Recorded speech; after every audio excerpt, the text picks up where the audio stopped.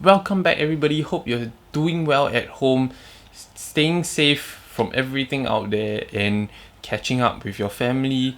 But despite this crappy year for everybody so far, we just got some news. So Canon just dropped new specs on their already very promising EOS R5 that already had surprising specs when it was announced that it had IBIS for the first time in history of Canon, 8K recording with the full width of the sensor, which surprised many people because Canon used to crop in at 4K already and people were already skeptical that Canon could even put IBIS in their camera, yet they did it. IBIS, 8K and 4K without crop.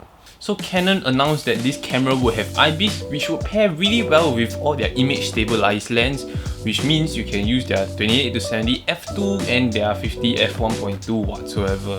Canon also announced these game-changing video specs. There is 8K 30 frames per second internal RAW recording, 8K 30 fps at 10-bit 422 internal recording as well, available in Canon C-Log, 4K 60p and up to 120p in Canon C-Log in 10-bit 422. And as we already know, 8K and 4K modes both in full frame using the full width of the sensor and will be featuring Canon's dual pixel autofocus. And to cater to these large file sizes, there will be dual card slots, one being CF Express and another being UHS 2. As you can see, Canon's announcement was mainly based on the video specs the EOS R5 features and not much about the still's capability. But what we know for now is 12 frames per second in mechanical shutter and 20 frames per second in silent shutter, and the sensor size should be 40 plus megapixels. And despite not knowing everything about the new EOS R5 yet, with all the current specs we know combined, is actually one of the, if not the best hybrid mirrorless camera you can find out there. And with all that mind-blowing specs Canon just released about the new EOS R5 that is the best of both worlds for photographers and videographers alike, what is Sony doing? Where is Sony? What about the a7S III? Stay tuned for that video where I talk about what I think Sony should do with the a7S III in order to keep up with what Canon is doing. But it's time to ask ourselves, what is Canon doing? Why are there so much of these crazy specs that they put into this tiny mirrorless body? Will it fight with the sales of the cinema cameras that Canon already has?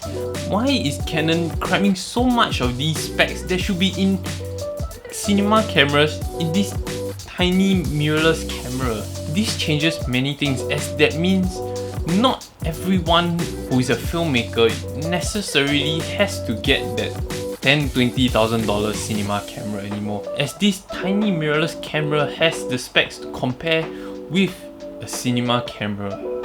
If you ask me, am I jumping to Canon and buying the EOS R5? Yes, I would love 4K 120p, but if it's just for that spec, no. Because personally, for what I do and what I need, I don't need 8K. And if you're telling me to jump system just for 4K 120p for a camera that might just be released at $6,000-$7,000, it might just be more worth it waiting for a 4K 60p Sony body. A7 IV. If you think about it, being a professional, you should already know your shit to be able to dial in correct exposures and white balance, that only slight touches or just a bit more needs to be done in post to make the image look great.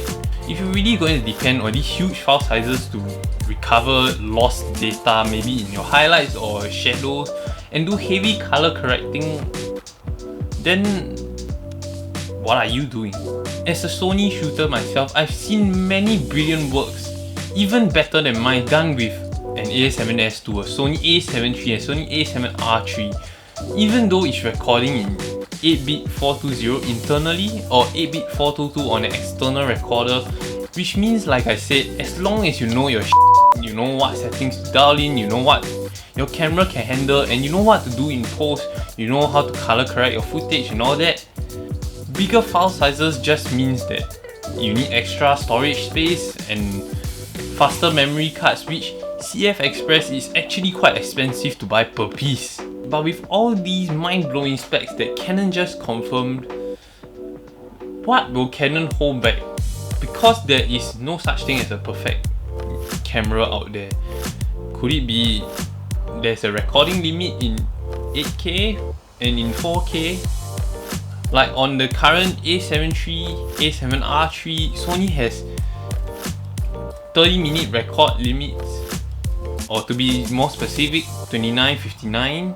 Or what is it from the photography side they might be lacking in just for the sake of the video features? All these will only be left up to the release of the actual camera and when people test it out to find out what the limitations of this camera is. And that's all from me today on my thoughts on the Canon EOS R5's confirmed specs. Once again, leave a like, subscribe and comment down below if you have any topics you would like me to discuss in a future video. And with that, see you soon.